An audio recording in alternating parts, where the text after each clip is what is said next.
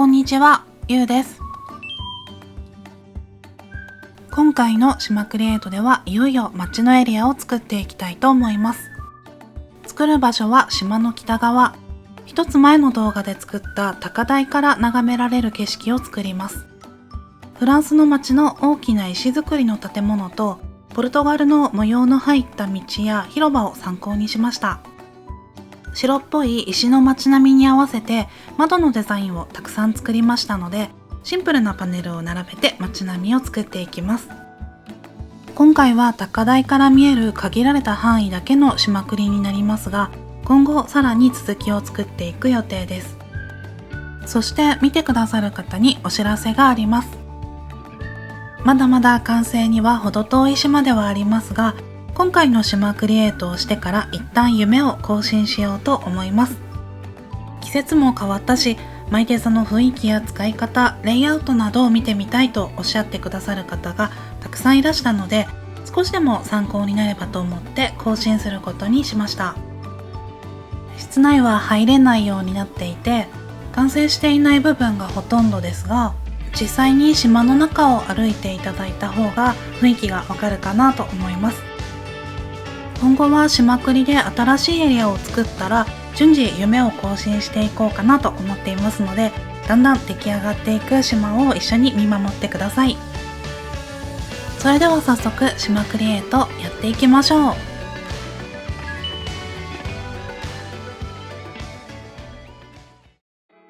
前回作ったのがこの噴水広場と小さな高台です。この高台から見える向こう側のエリアに街並みを作っていきます。街並みを作る前にカメラ起動をして構造を確認します。カメラを一番上の視点にしていますが、手前のパネルの壁で圧迫感を感じてしまいます。奥の街並みを作る前に構図の中にパネルが入り込まない位置まで崖を広げるところから始めたいと思います。この高台の右手側はそのまま案内所の裏に続いていきます。案内所の裏は自然なイメージで木をたくさん生やしているのですが、仮置きという形で作っていた部分なので、今後いろいろ手を入れていきたいと思います。元々の崖から3マス分奥行きの範囲を伸ばして様子を見ます。崖上に戻り、仮置きで柵を立て、カメラを起動して構図を確認します。今後崖際にはほぼ必ず柵を打ちたいので、カメラ構図を確認するときは柵のことも考えてチェックを行います。向こう側の景色のイメージは、すぐ下にちょっとした広場を作って大きな建物を左右に配置し、その間から奥の景色が少し見えるようにしたいと思います。広げた範囲も島クリのアーチタイルの道を引いておきます。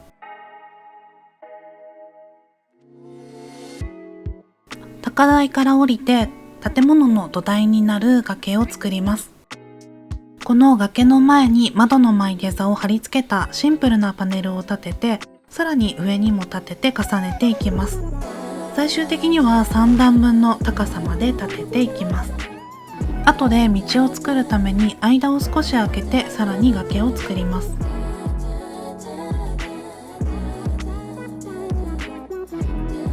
高台に戻って構図を確認。左右のバランスもちょうどいいかなと思います。確認ができたので崖を奥に広げていきます。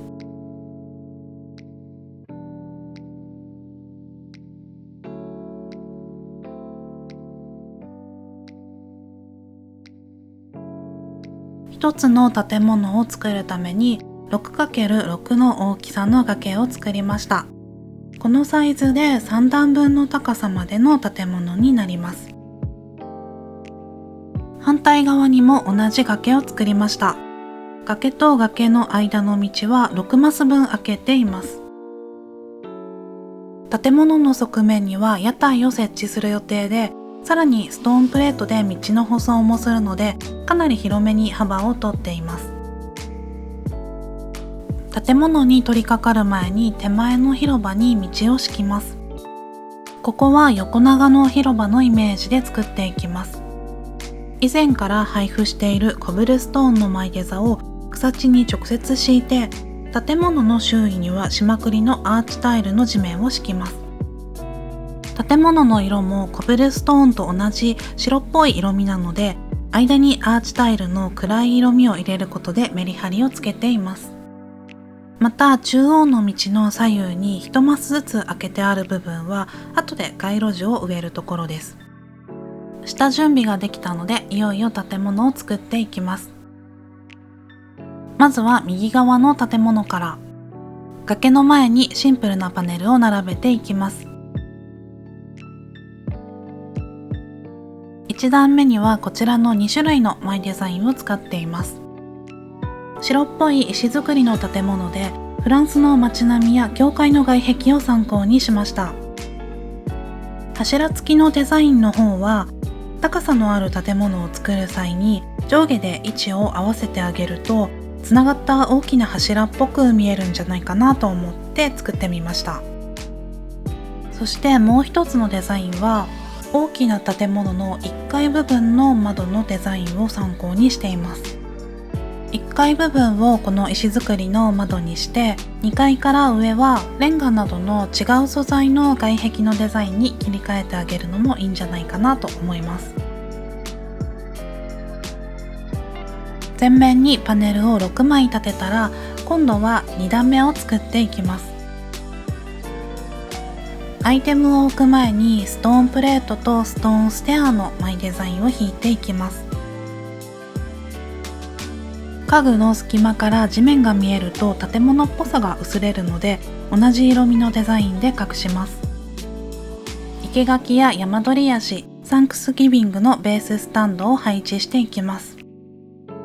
白っぽいこの外壁のパネルだけで建物を作るとのっぺりした印象になるので、なるべく手前に家具を置いて複雑な印象にしていきます。2段目に使う新しいデザインはこちらの2つです。左側は1段目で使った窓の派生デザインです。深緑色の布製のひさしと手前にプランターを配置しました。右側は三角形の立体的な屋根がついたデザインになっています。窓の中はカーテンが閉められていて、中が見えないようになっています。この2つの窓のデザインと先ほどご紹介した柱付きのデザインを一緒に組み合わせて2段目を作っていきます。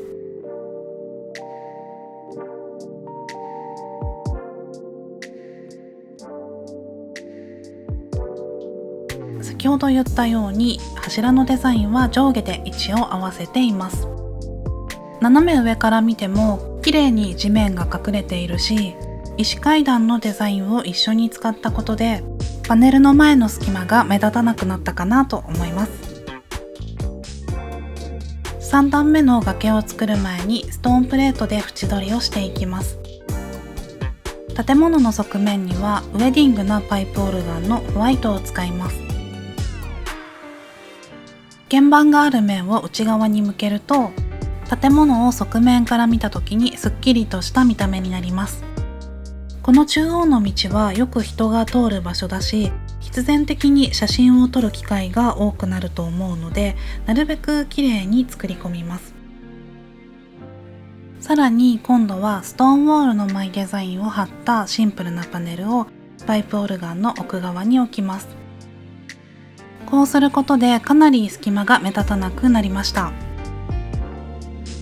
3段目の地面には一番手前に石階段のデザインを引いて、その上にすぐシンプルなパネルを立てていきます。後ろにはリメイクした白いベッドデスクを置いて、さらにシンプルなパネルで蓋をします。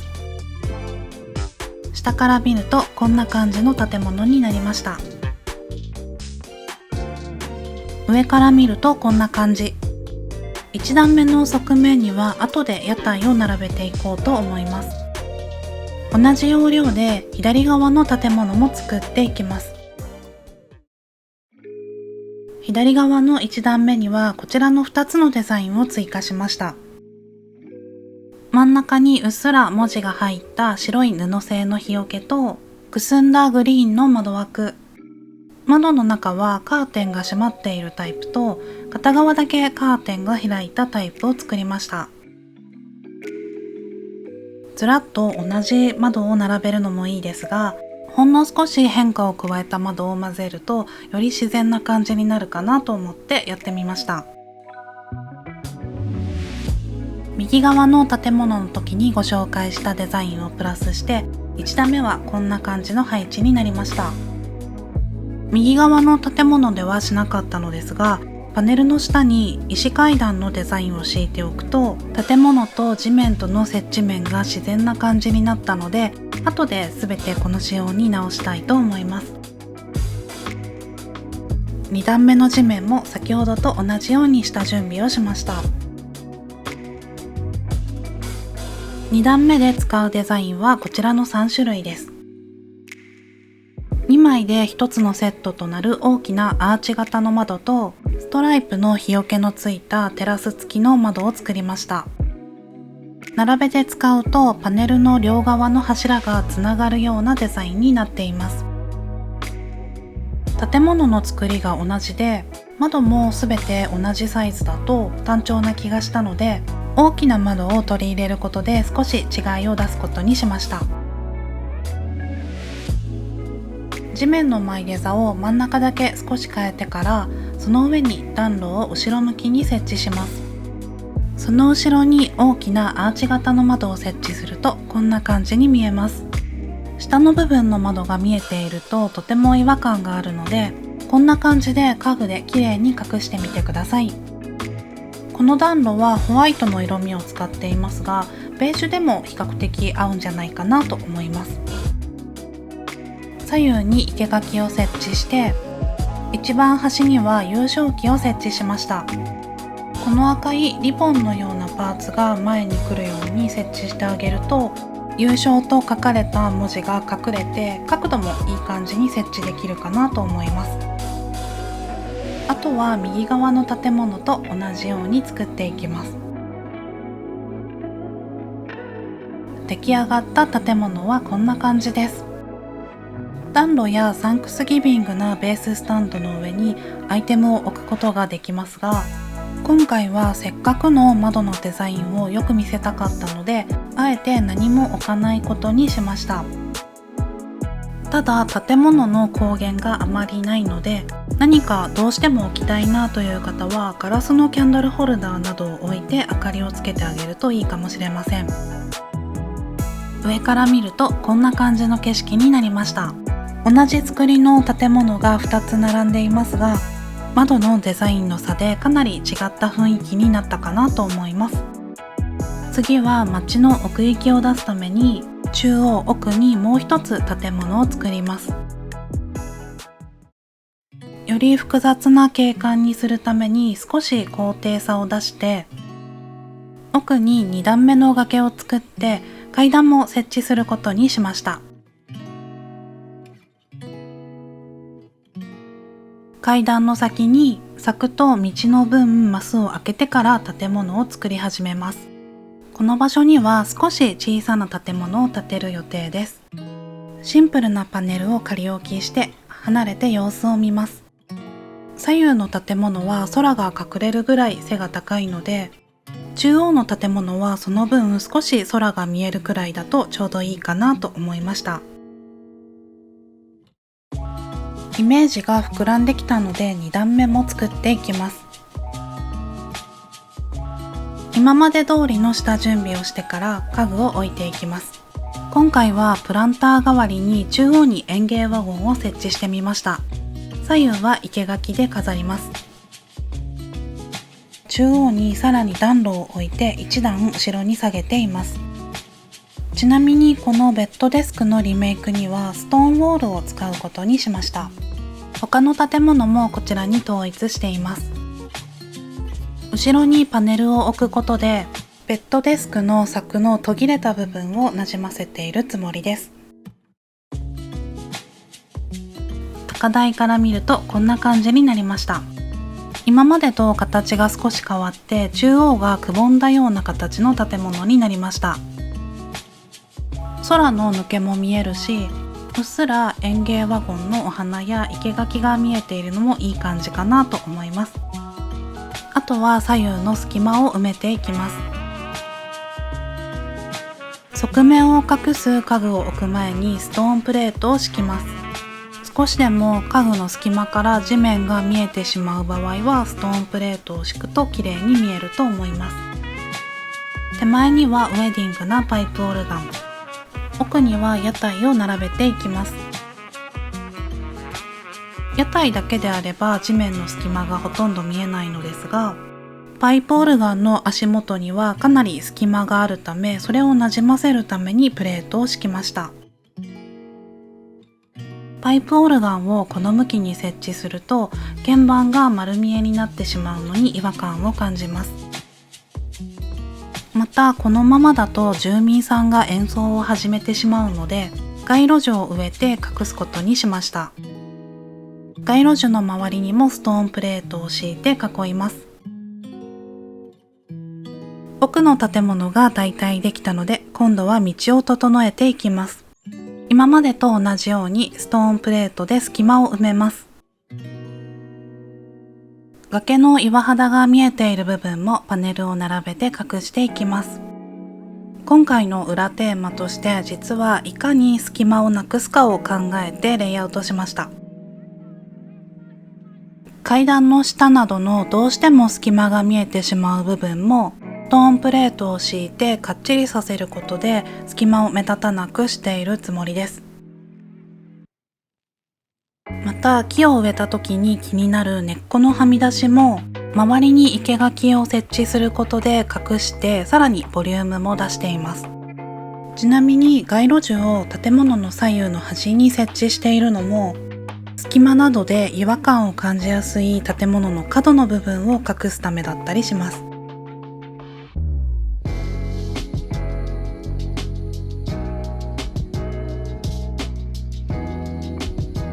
今回かなり広い範囲で使っているコブルストーンですが、模様付きの新しいパーツを追加しました。新しいパーツに合わせて元々のデザインも少しドット絵を修正しています。修正版も含めて配布をしていますので、よかったらダウンロードをし直してください。白い細かいひし形の石が敷き詰められている道をイメージして作ったのですが、そこに黒い石を混ぜて模様が作れるようにしました。ノーマルパーツだけだと地面はこんな感じ。かなりのっぺりした印象になっています。ここに追加パーツを加えて斜めのラインを入れることで複雑な模様を作りたいと思います。また斜めのラインを入れることでバースがより強調されて奥行きが出るんじゃないかなと思っています。広場の中心から左右対称になるように模様を描いていきます。まず斜めのパーツだけを使っていくとこんな感じです。途中で一つ一つ白い石を挟んでラインがつながります。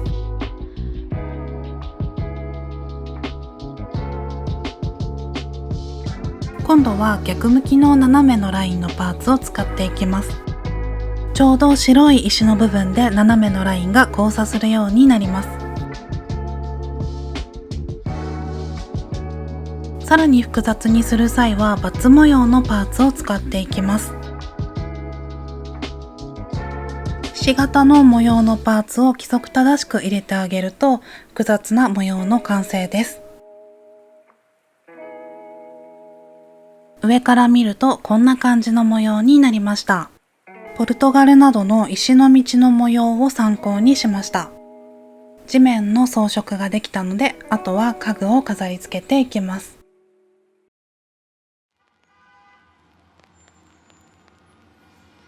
I heard about you long before we met. You're winsome and you're young, at least that's what they said. Underneath your glitter and your gold, you can't deny the fact that you are growing old. You have 1,000 eyes that never fall asleep. Someday I will leave you when I've had enough of your beauty.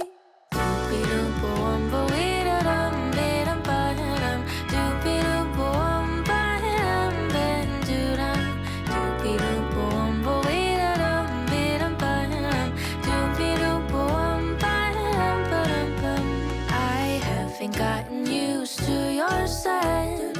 I'm certain you have had another cigarette. Nothing could prepare me for your style. The way your laughter seemed to go for miles and miles. You have 1,000 eyes that never fall asleep. Someday I will leave you when I've had enough of your beauty.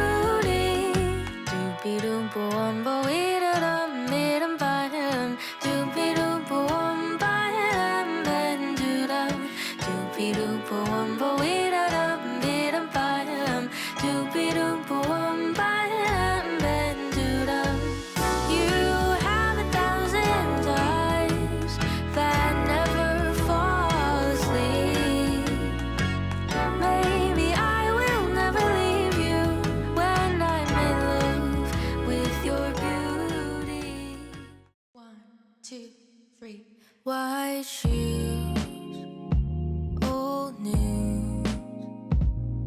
I found myself falling for you. Blue hat, I know that. Oh, you've been looking out for me too. I'll see you when the sun comes out.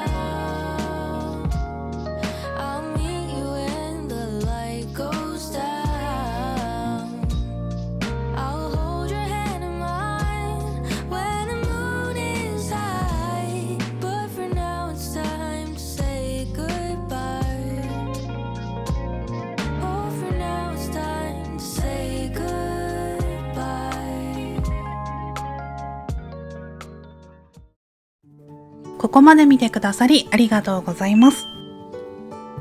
今回の動画の内容はいかがだったでしょうか。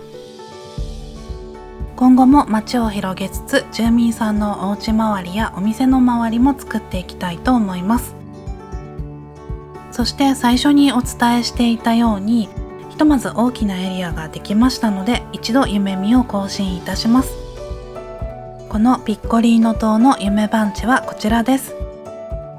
まだまだ狭い範囲しかできていませんが、ぜひ遊びに来てみてください。